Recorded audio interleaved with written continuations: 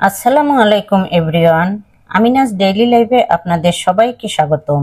আজ আমি আপনাদের তৈরি করে দেখাবো ঘরোয়া উপকরণে একটি সুস্বাদু চিকেন বিরিয়ানি রেসিপি।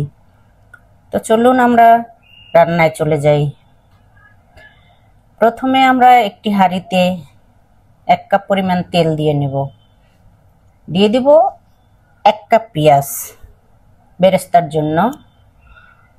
তো বেরেস্তাটা আমরা ভেজে নিব। যতক্ষণ না লাল হয়ে যাচ্ছে ততক্ষণ আমরা নাড়তে থাকব এবং চুলার আঁচটা মিডিয়ামে দিয়ে রাখব।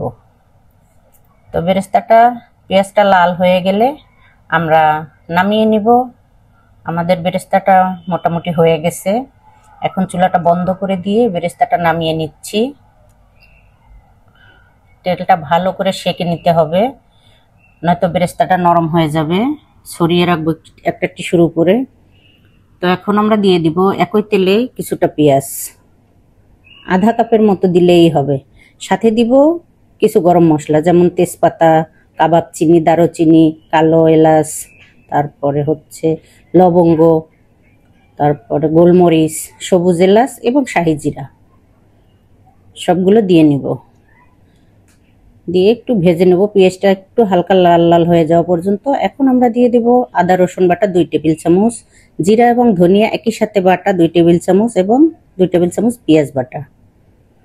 মশলাটা আমরা কিছুক্ষণ কষিয়ে নেব। কিছুক্ষণ কষিয়ে নিচ্ছি, একটু নেড়ে চেড়ে কষিয়ে নিতে হবে।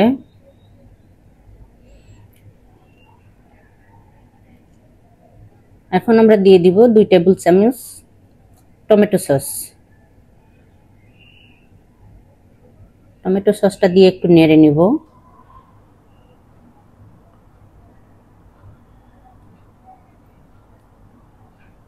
এখন দিয়ে দেব 1 চামচ গুঁড়া মরিচ।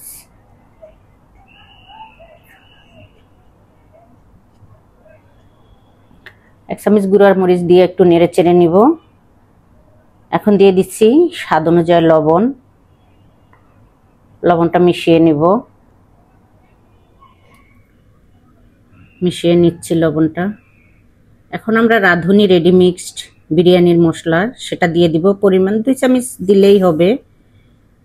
2 চামচের মতো দিয়ে দিলাম। নেড়ে চেড়ে মিশিয়ে নিচ্ছি। মশলাটা একটু ভালো করে কষিয়ে নিতে হবে। এবার দিয়ে দিব আমরা বাদাম বাটা। তো বাদামের মধ্যে থাকছে কাজু বাদাম, পেস্তা বাদাম এবং চীনা বাদাম। কিছুক্ষণ ভিজিয়ে রেখে ব্লেন্ডারে ব্লেন্ড করে নিলেই হয়ে যাবে। এখন আমরা মাংসটা দিয়ে দিব। এখানে 2 কেজির মতো মাংস আছে। মাংসটা দিয়ে ভালো করে মশলার সাথে মিশিয়ে নিব। নেড়ে চেড়ে ভালো করে মিশিয়ে ঢাকনা দিয়ে ঢেকে দেব কিছুক্ষণের জন্য। তো ঢাকনাটা তুলে আবার একটু নেড়ে দিব।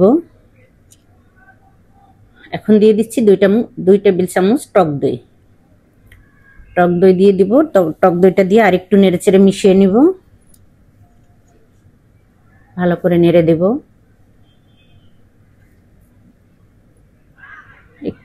এখন দিয়ে দিব 4-5টা কাঁচামরিচ, 6-7টার মতো দিব। মাঝখান দিয়ে একটু ভেঙে দিব মরিচটা, তাহলে ঝালটা একটু বের হবে। ভেঙে দিলে ঝালটা বের হয় এবং ফ্লেভারটাও সুন্দর আসে। এখন দিয়ে দিচ্ছি 2 টেবিল চামচ ঘি। রান্না আমাদের শেষের দিকে, মাংসটা হয়েই গেছে। নামানোর আগে আমরা একটু ঘি দিয়ে নিব এবং পেঁয়াজ বেরেস্তাটা দিয়ে নিব। কিছুটা পেঁয়াজ বেরেস্তা দিয়ে দিব। দিয়ে মাংসটা 2 মিনিটের জন্য দমে রেখে দিব। মাংসটা প্রায় হয়ে গেছে।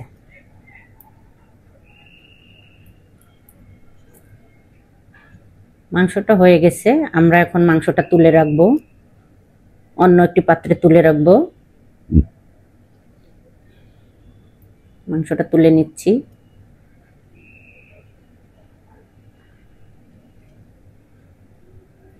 তো মাংসটা তুলে নেওয়ার পরে একই হাঁড়িতে একটু তেল মশলা থেকে যাবে।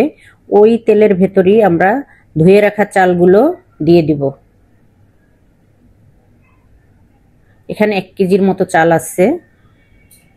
তো চালটা আমরা ওই মশলা এবং তেলের মধ্যে একটু কষিয়ে নিব। চালটা একটু ভালো করে কষিয়ে নিলে রাইসটা একটু ঝরঝরা হয়। ভাতটা ঝরঝরা হইলে মানে দেখতেও ভালো লাগে, খেতেও ভালো লাগে। এই পর্যায়ে আমরা পরিমাণ মতো গরম পানি দিয়ে দিব। তো 1 কেজি চালের জন্য আমরা প্রায় 2 কেজির মতো, 2 কেজি থেকে একটু কম দিব পানি, কারণ মাংসটার সাথে একটু ঝোল মশলা লেগে আছে, ওটাতে কাভার হয়ে যাবে। এই পর্যায়ে আমরা স্বাদ অনুযায়ী লবণ দিয়ে দিব, চালের জন্য যতটুকু লবণ লাগবে, কারণ মাংসতে আমাদের লবণ দেয়া আছে।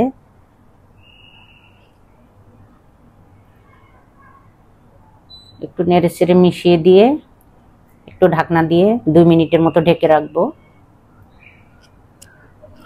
ঢাকনাটা উঠিয়ে 2 চামচ গুঁড়া দুধের সাথে অল্প একটু পানি দিয়ে মিশিয়ে নেড়ে চেড়ে মিশিয়ে দিব ভাতের সাথে।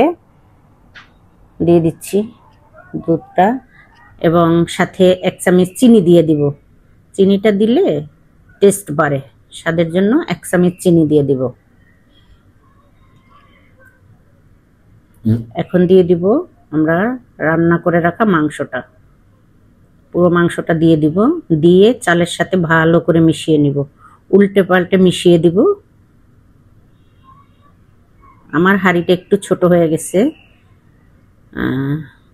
তো হয়ে যাবে।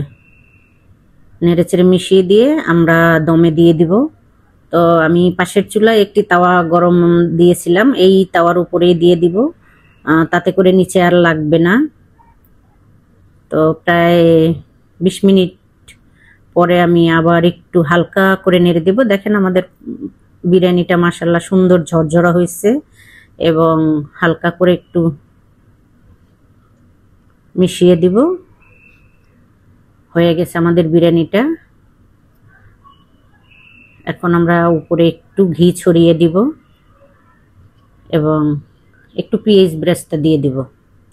বেরেস্তাটা দিয়ে ছড়িয়ে দিব। এটা দেওয়ার পরে আমরা 2 মিনিটের মতো দমে রাখবো।